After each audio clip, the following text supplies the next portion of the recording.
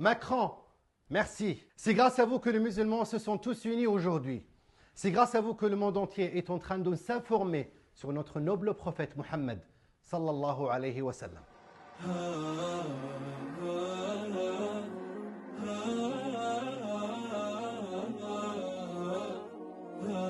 Je suis Khaled Al-Jumaili. J'ai vécu en France pendant de longues années. J'ai étudié dans ses facultés.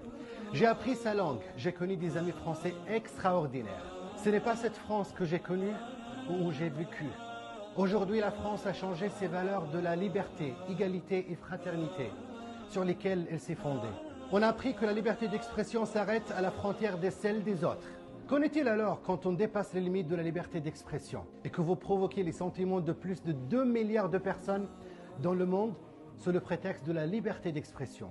Nous aimons et nous chérissons dans nos cœurs notre noble prophète, que Dieu le bénisse et lui accorde le salut.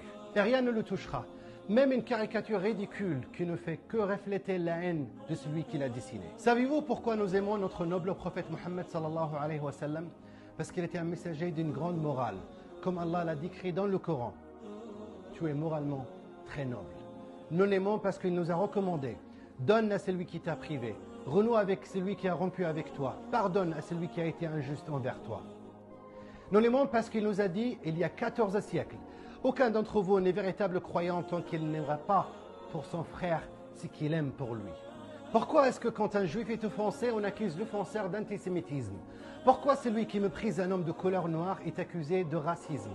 Mais quand l'offense est faite à notre noble prophète et qui des caricatures injurieuses sont accrochées à un bâtiment gouvernemental pour défier les sentiments de tous les musulmans en France et dans le monde, on appelle ça liberté d'expression. Ni les critiques ni les injures portent atteinte à notre prophète, mais nous refusons que l'un porte à l'icône de notre religion. C'est pourquoi nous allons boycotter votre marchandise. Nous allons boycotter tout ce que produit la France jusqu'à ce qu'elle redevienne telle que je l'ai connue. La France de la diversité culturelle, civilisationnelle, politique et celle de la croyance. Une France diversifiée, colorée et variée. La France du français, de l'arabe, de l'africain et de l'asiatique, parce qu'ils sont tous des Français. Les gens s'y habillent comme ils veulent. Ils mangent de la viande halal parce qu'ils sont musulmans.